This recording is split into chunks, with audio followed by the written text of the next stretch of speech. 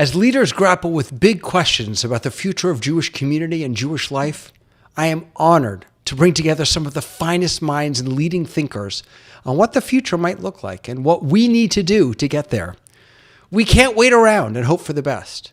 We have to create our own future, because the future is starting now.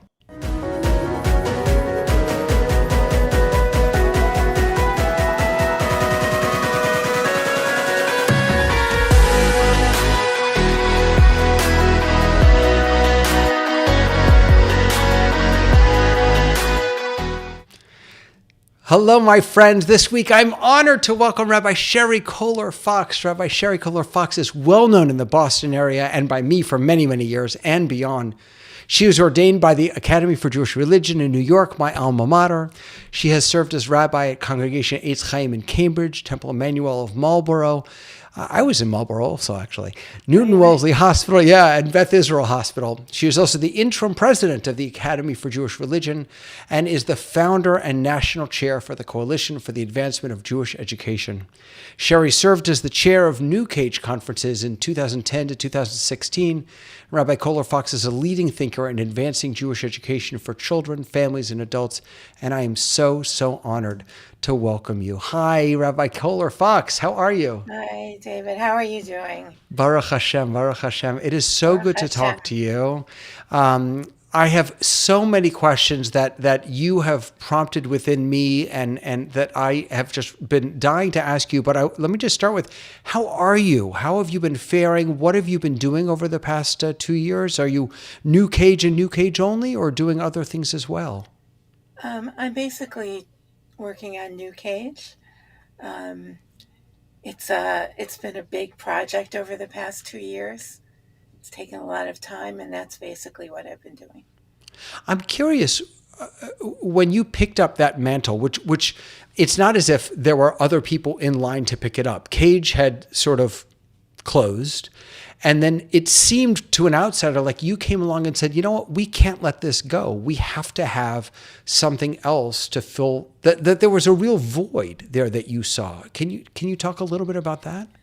So, my dear friend Jerry Benjamin of blessed memory and I founded Cage when we were in our early 20s, and it grew and it prospered for 34 years, I think 35.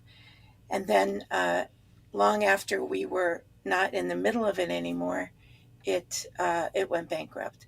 And we had a conversation. We said, "Do we think the world would be better off with it or without it?" And we decided it would be better off with it. And we decided it had to be easier to do it the second time when we were well established in our careers and we knew what we were doing. We knew how to raise money. We knew everybody, than it was the first time. But oh no, it was Oh, actually, really? oh no, it was much harder the second time around Why do you think that was? because the field has changed. Um, the field has less people working multiple jobs, meaning less full time people. So the numbers are smaller. and and so they have jobs that they go to and don't have a week to take off to go to a conference, and less full-time jobs and less synagogues believing that professional development is their responsibility, their Hmm. fiscal responsibility. So it's made it harder and harder. And also, foundations today are more likely to want to do their own jobs, their own things, than to support what we're doing. Yeah. So that all those things made it much harder. And I imagine that over the past 2 years, you all have had to shift yet again. I'm curious, how has New Cage sort of been responding to the changing dynamic back when you started, as you were just describing, but also now through today, the changing dynamic and landscape of Jewish education? So this has been quite an adventure because I believe New Cage was the first one that had to decide what to do and to do it in terms of, are we going to have a conference that's live? Are we going to have to do it online? And the answer was, let's do it online. And then we said, well, are people going to want to sit in front of their computers for 3 days? They'd never want to do that. Of course, we didn't know the answer to those questions. So we decided to do a summer of New Cage. And it started out being, a little bit every day, and quickly those time periods filled up. And we ended up doing an entire month from morning till night of conference, and we had 1,400 participants, Whoa. the largest conference that we've ever had, because people had such a need to, well, to have something to do, for one thing, right? And And accessibility, I imagine, also. They didn't have to get on a accessibility, plane. Yeah. right? They could do that, but also there was so much they had to learn as they began to pivot. So, and what we discovered was, well, we're not limited to a conference in the summertime. So, as you know, we started doing conferences every month, and having parties and doing study things, and just really accompanying the educators along this road that we were all going on. And you would think maybe now it's clearer, but we still are trying to figure out whether, are people going to want to get on an airplane and fly across country this summer? What are we going to do? Yeah. So this has been a constant trying to respond to the crisis that's happening and to support the educators who are working so hard to make it work. I have to tell you that that pivot that you did, moving from a conference to a summer of learning, was so ahead of the pack. And here's what I mean. I take part in a lot of different, they call them virtual event or virtual production workshops. And some of the people that I respect most talk about how painful having a 1-day conference with concurrent sessions or a 2-day conference with concurrent sessions, because what that fundamentally means is that I don't get to go to everything I want to get to go to. But by spreading it out like you did, by having a summer of learning, then it frees me up to really have access to all of the deep learning that I know will help me grow. And I don't think a lot of folks they're still thinking about, we have to jam pack it into 2 or 3 days. And you have just grasped this moment. We did. We hit it right. And we couldn't have known that. We could have just as easily have gotten it wrong. But what we did is we were live for a month, and then people could access the recordings for a month. And we were shocked, I have to say, to see how many people spent the whole next month trying to get every single recording in. And there were hundreds of them.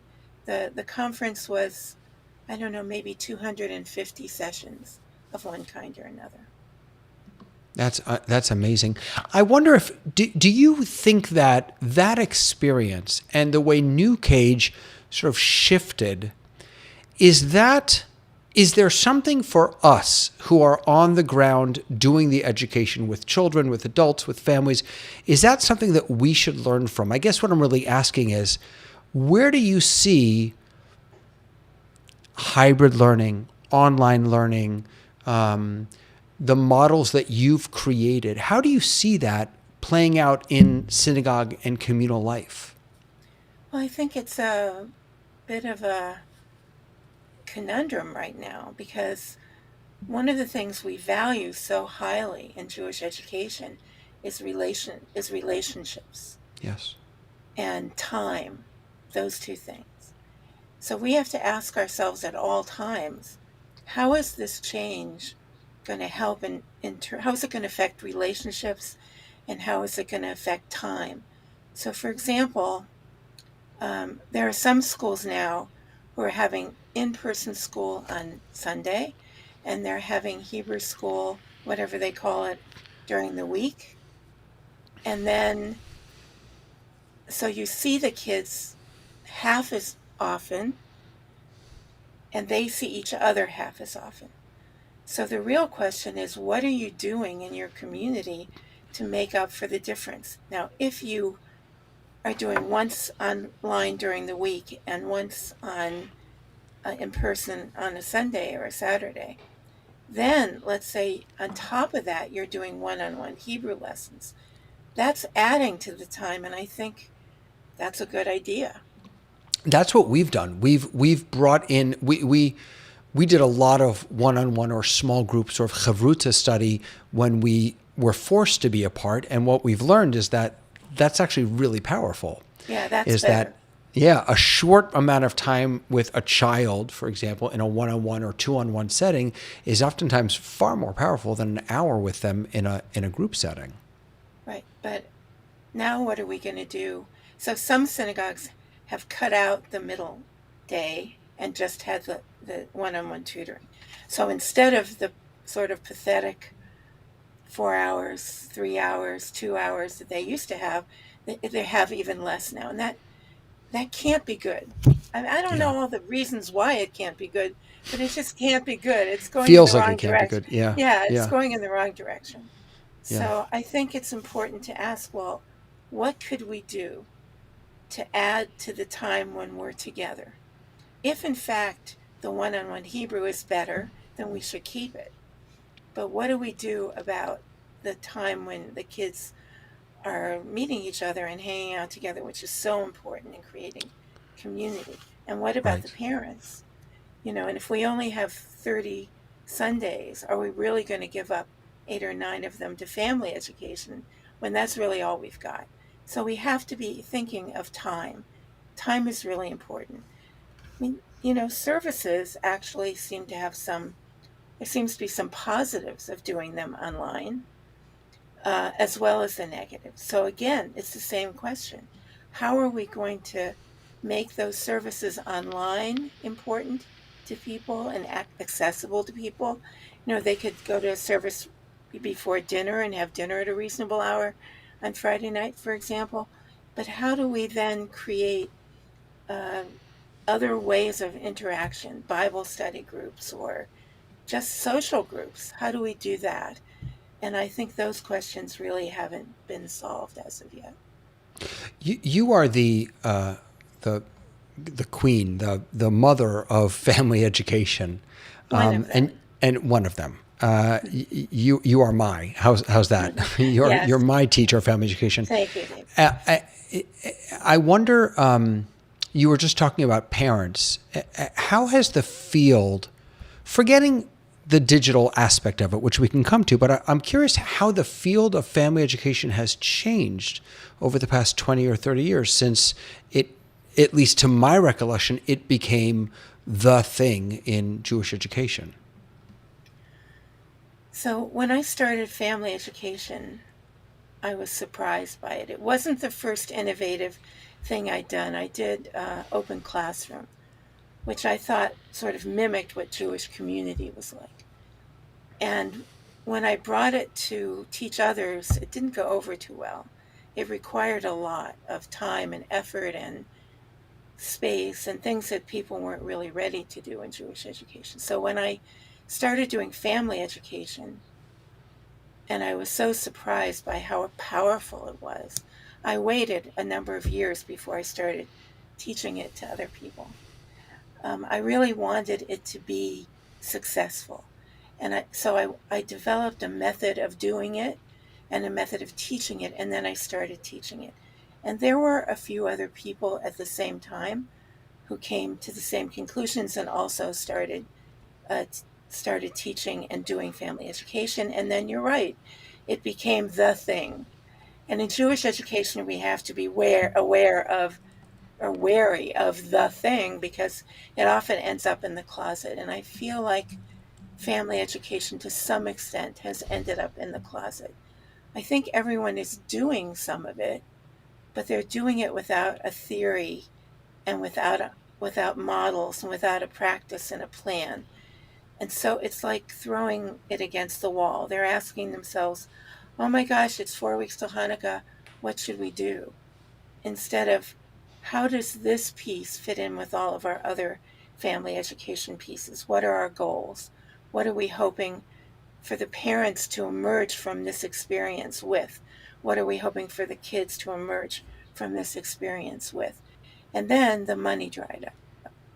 So instead of hiring somebody to do family education, and really it is and can be a full-time job, even in a congregation of that's not super large, because there's no end to what you could be doing. You could work with young families, you could work with elders, you could work with whole families, you could strengthen life cycle events. There's a lot you could do besides what we're doing in family education. So once the money dried up, then this job reverted back, for the most part, back to the educational director who's already stressed in terms of time and responsibilities. So I'm trying to bring it back because I think Yeah, it's really important. and you were just saying the educational director who's sort of stressed for time and resources. I imagine, I'm guessing, actually I don't know this, that many full-time, what used to be full-time educational positions for educational directors, in addition to family educators, are now part-time as synagogues have gotten smaller, as budgets have maybe gotten smaller.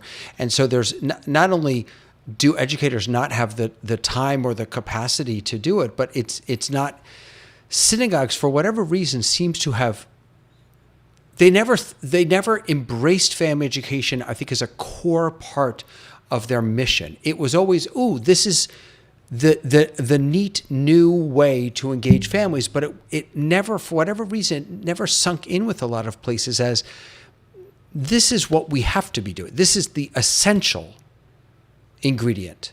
Yeah, I think when I started thinking about family education, I was both the rabbi and the educator in my synagogue. And I think that I might have been mistaken about which one of us was doing family education. I think I thought it was the educator, and in reality, it was the rabbi. And I think that if rabbis understood that family education was actually their responsibility, and I don't mean the nitty gritty of it, they would certainly need help, but in terms of directing it, thinking about it, I think it would be different. But family education, I call it like being a family rabbi, because a principal will look at his school by classrooms. So when they think of family education, they often think about, what am I going to do for the first grade families this year? Whereas to me, a family is the parents, the children, grandparents, all the other family members, odd and strange family members that we have now as part of our extended families. And that thinking about how a family goes through their Jewish experience of a lifetime of Jewish experience. What happens when they get married? What happens when the baby is born? What happens as the children move into the school and as they become bar bat mitzvah and there's a death in the family? All of those things are the key elements of family education. And therefore, I think they belong in the realm of the rabbi. And if we saw it that way, I think it would be different. I have a theory to run by you, and I'm curious what you think about this. It just dawned on me as you were speaking. You know, I think a lot of us wish that we were the the the kind of person who could think of Zoom before Zoom became necessary, right? We all sort of wish that we thought of the big idea that no one ever thought of, and no one really realized how important it was until it became fundamental. And it seems to me that one of the things that we've done to ourselves in the Jewish world is by creating religious schools, we've said to families, give us your children and give us the responsibility to teach your children.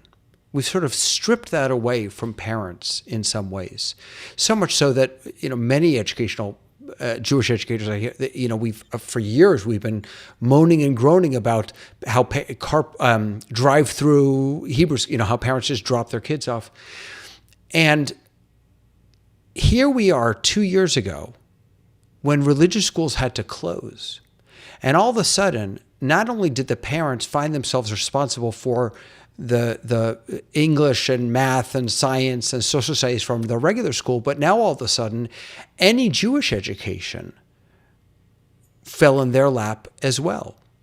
We certainly did everything that we could to support them. We went on Zoom, but in much the same way that parents found themselves responsible for a whole slew of educational things from the secular world, they also found themselves burdened, or I don't mean burdened in a negative way. They also found themselves responsible for those in the Jewish world. And we had stripped them of that sense of responsibility, and we had also not done a very good job of equipping them to be their children's best teachers. Is that a failing that, had we embraced family education, our parents would have been better prepared to lift up that responsibility? It depends, but it's very sad to hear you say that, because when we were kids, and I'm talking about me, when I was a child, they literally said, drop your kid off at Hebrew school and we will make them Jewish and they will marry somebody Jewish. They literally said that. And when we came up, the reason that family education became a thing for us is because we said, that's completely wrong. The parents are our partners. Actually, we should have said, we're the parents' partners. And there's no possible way that, no matter what we say, that that's ever true, that it's not like that. It's 100% never true. I remember one family in my community where the mother passed away, and the daughter had gotten very involved in the synagogue and in Jewish things, but the mother was definitely not involved in anything. And she said, I don't know if I'd be honoring my mother more if I said Kaddish for her or if I didn't say Kaddish for her. In other words, what you learn from your parents about Judaism is the most important thing. What you do at your house with your family is the most important thing. And what you do in the synagogue is the secondary thing. So everybody in Jewish education who says, well, let's do Friday night services and dinner at the synagogue. Let's have these Friday night dinners, and then everybody will go home and do dinner at their house because it was so nice here at the synagogue. Well, that's completely wrong. That never happened, never will happen.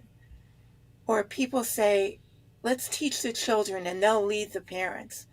That also rarely happens. Sometimes there's a child who's very enthusiastic and the parent will want to become a part of that, but that is rare. It's much more likely that the parents are the ones leading the way, that the grandparents are the ones inspiring what's happening. So as long as we think like that, and as long as we use Jewish education like that, we're completely missing the mark. So we're completely missing the mark. So for example, let's take something really simple like Hanukkah coming up any day now. I understand it's already Kislev.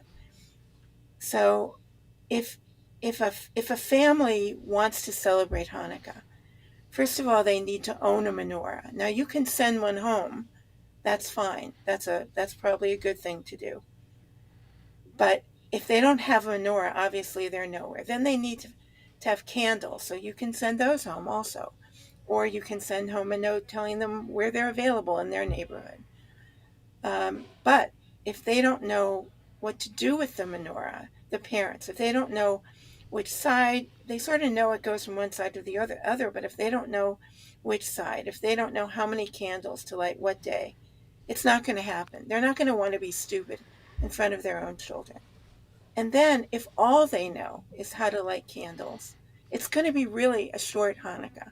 So then they go and they'll buy presents, which is much more a Christmas thing than a Hanukkah thing.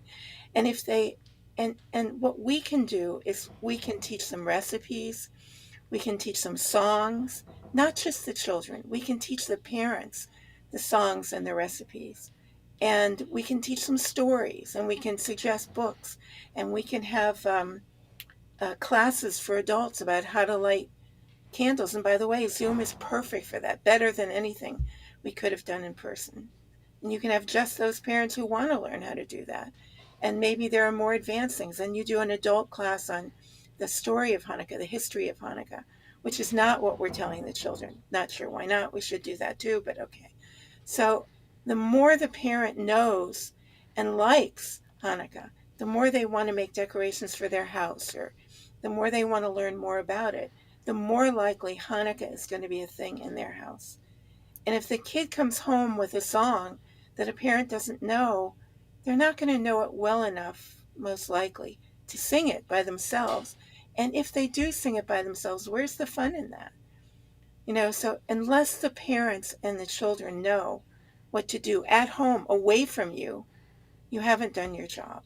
Yes, the child needs to know the blessing, but the parents need to know the blessings also. And we can do that. And we can do that over time. Because even with a family that has two children who comes in third grade and leaves in seventh grade of the second child, you have 9 full years of a family in your community that isn't that committed. And you have 9 full years to make them committed enough to stay, intertwined with the community enough to stay. And you have 9 years to give them 9 songs that they can sing on Hanukkah. So if the first year they were singing one song together, by the 9th year they should be singing 9 songs that they know and love and consider part of their family's ritual, not your synagogue's. So a lot of times people just want to bring people into the synagogue. I just want to add one thing, which is the funny thing about this zooming into the home was you couldn't ignore the parents. The parents were there. You couldn't ignore the home. You couldn't help but see the Christmas tree that was there. You couldn't help but watch what the child was eating. You couldn't help but get a real picture of how involved or caring the family was because of how they reacted to what you were doing. And almost no schools took advantage of the fact that they could have been teaching the parents along with the kids in Zoom, or the parents and the kids in Zoom. So that's The, the importance of family education, and that's what we need to turn in that direction. I, the way you just described that really resonated with me. I was when you said, you have 9 years with this relatively unengaged family. You have 9 years, and it made me think about how often I have kvetched that families leave after seventh grade. Oh, they don't care. It's unimportant. It's somehow it's always their No. fault. Yeah, Somehow it's always their fault, right? it's But always our fault, by the but way. yeah, but I had 4 years, 7 years. Now I had years to do something about that, to engage that family, to build a relationship with that family. And to build relationships among families, because Yes. that's really why people stay, is because they have friends. This has become part of their friendship, I don't know, their place where they go for Yeah. friendship. Yeah. And it, like, again, when I was a child, they had a New Year's party at my synagogue because I don't think Jews went out to restaurants on New Year's. They came Mm, to the synagogue for a New Year's party. That doesn't happen anymore. People right. have friends that are not Jewish. People have spouses that are not Jewish. It's not about that anymore. Now it has to be on purpose building community, on purpose giving people the tools that they need to be the Jewish parents to their own children, and to learn more and more and more themselves about what to do and how to do it. Want another example of just another quick Yeah, example of this? please, please. So it turns out that there are many family events, many life cycle events besides the ones that we know.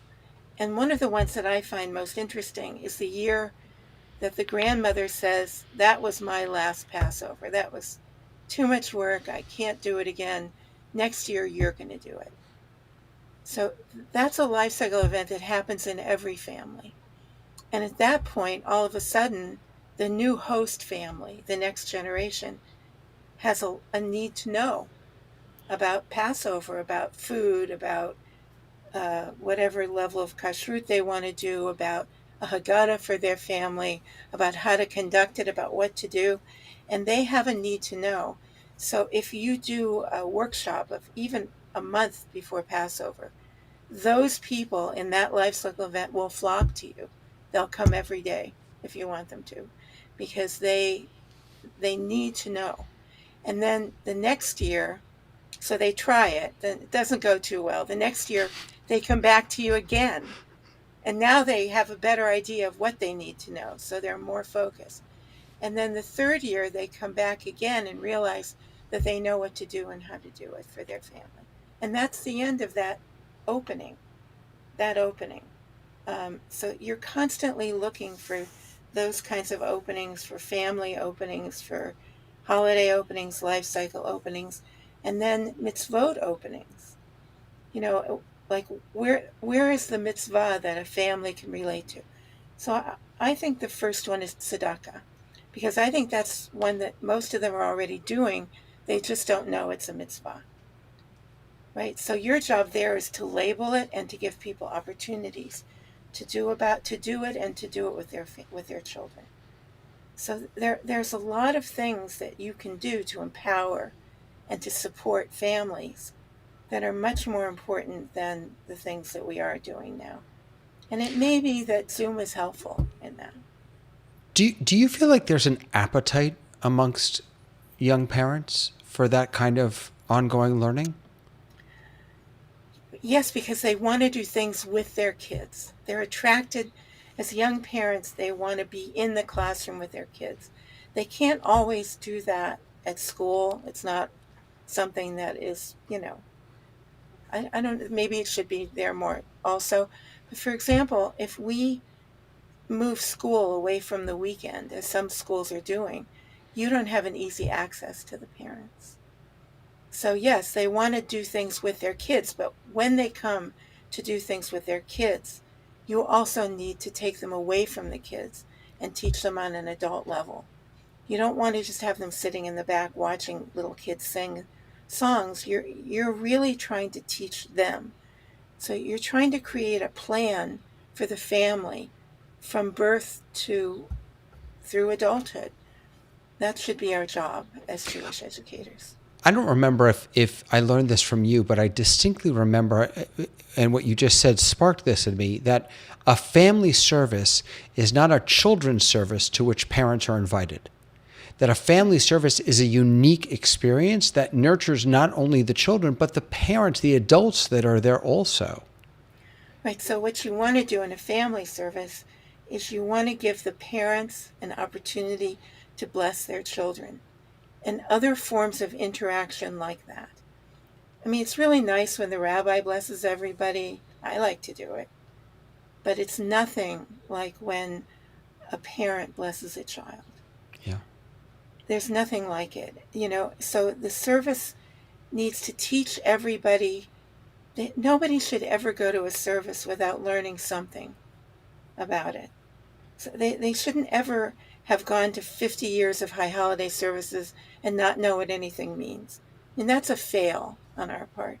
So every year they learn new melodies. Every year they learn new reasons why we do something, new history of the prayers. That's what a family service, really what all services should be, but one that's geared, maybe all services should be geared to families, whether it's, Yeah. Grandma and grandpa and whatever, aunts and uncles, or even communities, friends.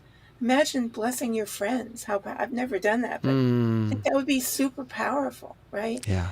And yes, we like to watch the kids do something, learn something, but also adults love to learn to read Torah. They love to participate. They love to speak from the Bima. Many of them, who knew? It's just, are we opening the door? Are we taking the stage? And is that really what Judaism wants us to do? Judaism is so centered in the home. Yeah. And I think we've taken that over. We need to go back. We need to go back to that. So, for example, a sukkah in a synagogue can be really nice. I have fond memories, I think we all do, of beautiful sukkahs in synagogues. But in my community, we built 12 sukkot in people's houses. Yeah, we did the same. Do you remember, what was that show, Yeah. Extreme Makeover Home Edition, where they would move that bus? So we would do the same thing. We would get all of the materials. We had a crew of builders. We'd go to people's homes. We'd build them a sukkah. And then two things had to happen. Number one, they had to promise, we gave them the instructions, they had to promise they'd build it again next year, and we'd come help if they need.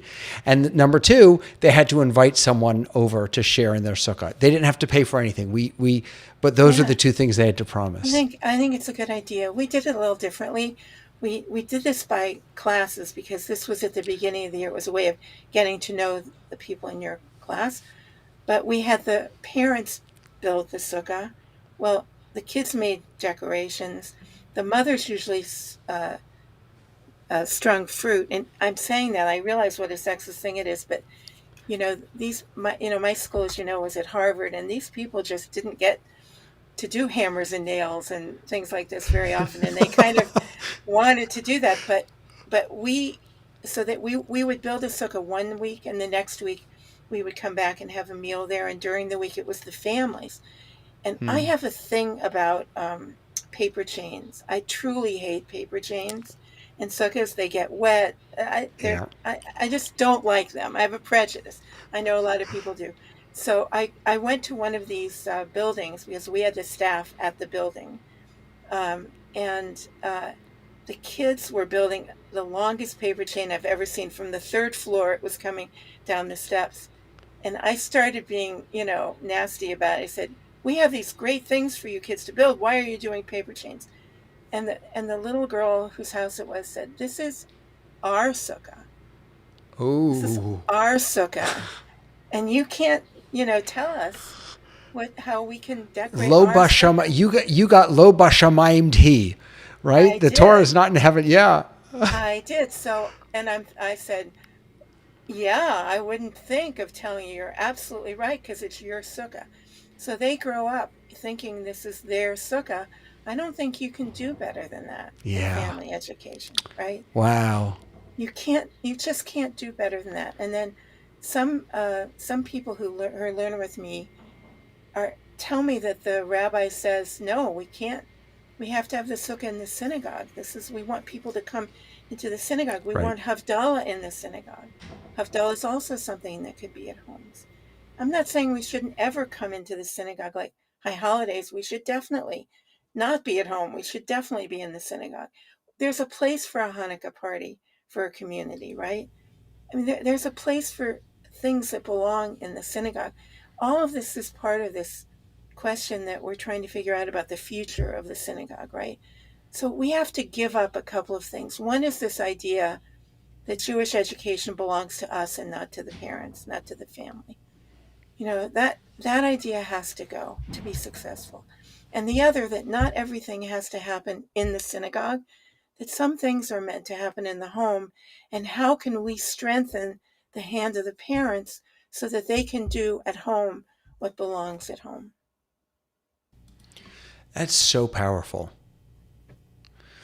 The notion that we're going to have to give some things up as We're going to have Judaism. to give up some power, right? Yeah. Yeah. Some power that we've taken to ourselves. And I think that women coming into the rabbinate will help this. But what I've noticed is that rabbis today are being trained almost in a mold. This is what a Reform rabbi does. This is what a Reform rabbi says. This is what a conservative and Orthodox, it's all the same. And we do those things the way that our teachers did them. So I think when people had to pivot to Zoom, they pivoted the method, but they just tried so hard to make the product be the same. Now, I know that there's some pressure from the congregation to make the product the same. But there are ways, for example, in Zoom, there are rooms that you can divide people up. You can have discussions in which you don't hear all of it. It's happening in the Zoom rooms, right? And I think everybody likes those if you give them enough time and you know how to focus them properly. Um, so I think when we go back to services in person, when I go back to doing them in person, I think I'm going to make Zoom rooms happen in person. I Yep. think it's a really good idea. So I think we have to learn from all the different parts of this. But, the world is not the same. And in Judaism, this is such an important idea because we move from one country to another, we move from one language to another, we change the food to match the local ingredients. We have to change how we're doing American Judaism because it isn't working. It isn't working for many people. And it is working for some people, right? Right. I acknowledge that it is Right. working for some people, but I think that a community can have a discussion about this and see what are the pieces that are working for them and what are the pieces that aren't working for them. But very often communities don't have those discussions because nobody wants to hear what it is that they want to take away from us as clergy and as educators. I'm a I tend to be a break it and rebuild it fast kind of guy, which is not necessarily the best when it comes to Yeah. being a Jewish leader. But you were just making me think that when Yochanan ben Zakkai, when the Rebbeim of the post temple world were creating this new Judaism that was going to become, it wasn't the goal was not to say what you were doing was wrong or bad or outdated or old-fashioned. In fact, there was so much energy spent in honoring the past. The entire Musaf service on Shabbat Right. is simply a way to honor something that we don't do anymore. Yeah, And enough I of don't that. right. And so I think that part of this process that we're all going to have to go through is how can we honor what has worked for people? How can Yeah. we honor those pieces that and still do work for some people and not let that stop us from discovering what's next? Right. And it's really true for people. Like I was doing services in a new place, happened to be 2001, which was quite a Mm. terrible thing to be doing and, with a new community. But a woman came up to me on Yom Kippur morning and she said, Rabbi, you'll never believe what happened last night. She said, the cantor sang a different melody to Adon Olam. I can't, I God, couldn't go back there. I couldn't go back there. God forbid. Right. But I understood that she couldn't sing Adon Olam with all those words without knowing that melody. David, I'm not sure you have sound. I can't hear you. It's like, sorry. Yeah, I'm nodding and I'm just agreeing with everything you're okay. saying. So, so I understand what's important, but I also understand that gently people can be taught that a new melody for this or that or the other thing is fine and good and important and powerful. You know, and there's one other really big thing that I think as clergy and educators we have to give up, and that is our lock on knowledge. We can't be the ones who know. I mean, maybe we're going to know more than other people. I don't know, but it would be my goal that that not be the case, that if I spend enough time with a group of people that they will know a lot.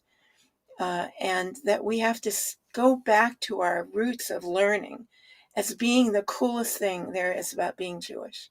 Learning is the coolest thing about being Jewish. I'm involved in a interfaith group of women that has met now for 15 years, and we study our different religions. But what's really cool about being Jewish is the learning. And where are we teaching kids how much fun it is to learn as a Jewish hobby? Because learning is a Jewish hobby. As you know, there are many institutions now online and in person where adults are going to study. In Israel, it's practically a given that you put the kids to bed and you go learn. And because it's fun, because it's interesting, because that's who we are as a people. So learning text, whichever text it is something that should be a part of the education of all of our children, whether they're super Orthodox, super Reform, or everything in between. And we have completely not done that. We have removed that from the experience that most children have in Jewish education. And that's just wrong. It's one of the things I'm willing to say is wrong. Yeah. Um, and children can learn any text. I've taught text to children for many, many years, and there's literally nothing that I wouldn't teach them that's in the Bible. There are some things I suppose I'd rather wait and hope I don't get to right away, but that's my problem. When you Right. when you give it over to the kids, they go, okay, Yeah. fine, Yeah. and they have questions and they can learn, and as soon as they can read, they can handle text in English. I understand that if we're not day school educators, excuse me, day school educators, chances are they're learning English, but um, you know, I'm a big fan of translations that keep the text, which is what my I husband wonder does. why. Yeah, I That's was just the going to.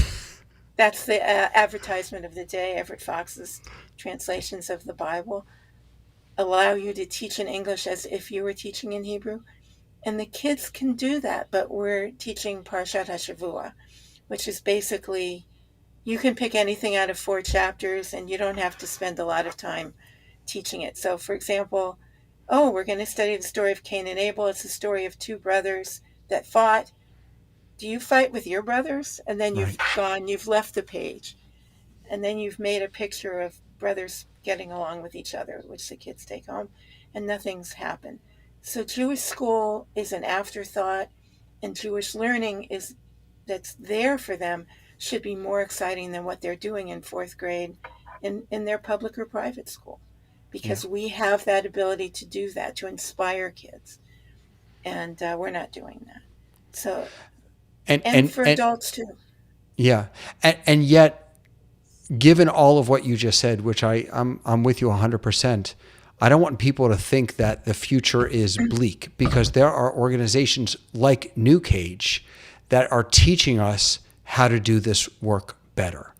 Can you spend just a couple minutes, because I really want people to go to newcage.org to learn more about what you all are offering. But can you tell us, how is New Cage, and maybe even you, how are you all trying to address some of these deficiencies that you're seeing? Well, I'm going to talk about the negative for just 1 minute, okay, and say that I am the biggest fan of Jewish educators probably that there is. I believe in them. I see how hard they work. I see how much they care. But their education level is not deep enough very often. And so they're limited in what they can teach because of what they know. Um, and they find things to teach that are fine to teach, but they could be better. They could be deeper. So one of the things that New Cage is doing is trying to raise the level of knowledge, just pure knowledge. So if we're going to talk about Hanukkah, like, let's learn more than one symbol of Hanukkah. Let's learn so that everything we do that's an art project doesn't have a Jewish star on it or a menorah. Like an elephant is a symbol of Hanukkah, an interesting one, or a cod, an olive oil container is a symbol of Hanukkah. There's a story of Hanukkah that's meaningful. So if people knew more, we feel that they would do more. But the truth is that they face opposition from their employers because they're not being paid well enough, because they're not being given enough time to teach or to learn, or being given professional development. You're seeing pictures here on the right of a New Cage conference and all the things that go on there. We usually have 500 educators from 45 states and other countries who come, and they're spending days learning and participating in the arts. You see how important the arts are to learning, and people come and share, and we have a place where people of all denominations, you can see Orthodox, everybody all in one place when you look at these pictures. But the arts are very important, because if we don't support the arts, they don't exist. It's our ability to bring these people, these traveling artists, musicians, all kinds of arts into our schools, which also takes money, which sometimes isn't available these days. So it's really important um, to that first of all, that people in the field know each other. It's really important that because they can help each other, they can uh, be a resource for each other, they can be someone to go to when things aren't going well.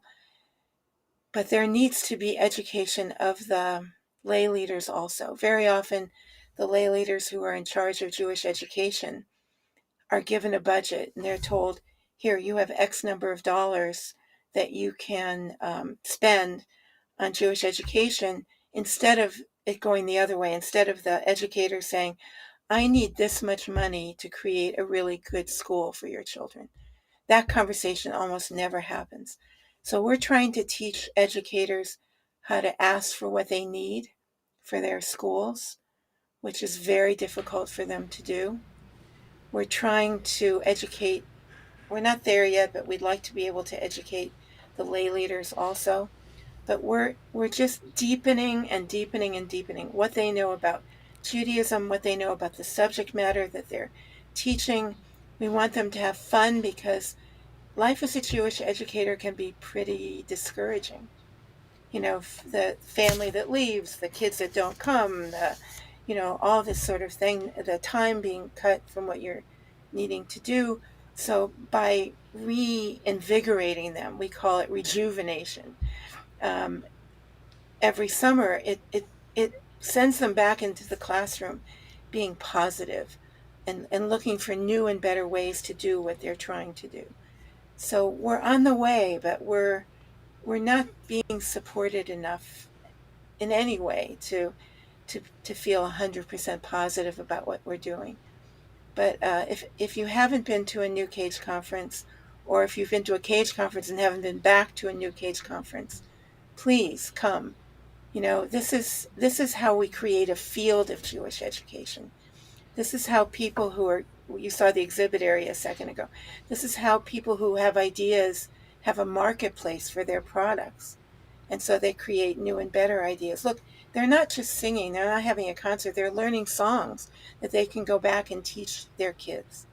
They're learning storytelling at New Cage. They're learning all kinds of ways to reimagine Jewish education for the 21st century, which is what we need to do.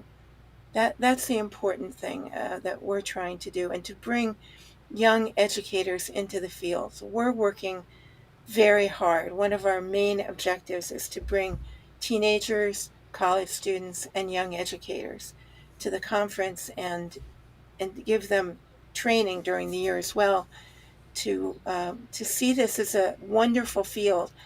I bet you would say the same thing as me, David, that this has been a wonderful job. This has been a job where we find ourselves doing varied things of the heart, things that matter to us, that we feel like it was interesting. It was an interesting job. It was a job that allowed us to be creative, deeply creative. But it didn't give the kind of kavod or respect back to us that we deserved for what we were doing for the Jewish community. The Jewish community is dependent on Jewish education for its strength. It's not going to solve the problems that we see in intermarriage. If it's a problem, it's not going to solve that. There are problems we can't solve that are bigger than us. But learning and knowledge is something, and love for what we're doing and support for families, that's something we can do. And we want young people who love Judaism, who've learned from us to love Judaism, to consider it as a field that they can work in. And to do that, going forward, we're going to have to make sure that the working conditions, salary and benefits, match up to bringing the best and the best of the brightest into the field. And that's what lay leaders need to be talking about now. I'm sure mostly educators and clergy are going to see this, but I hope that they'll show these programs that you're doing to their lay leaders as well, because this is a conversation that needs to be happening in the American Jewish community today. Amen. Oh, thank you. I'm so grateful to you for the years of leadership, of visionary teaching and leading and inspiring that you've given the Jewish world. And I share your hope that people will listen to your call and will act on it. I'm so grateful for your time today, Rabbi Koller-Fox. Thank you, David, and I'm grateful to you for doing this. I think it's so important to have these discussions on a synagogue level, on a family level, and on a national level. Amen. Amen. Friends, thank you for joining me. I want to let you know that next week, Rabbi Elise Wachterman is going to be joining me.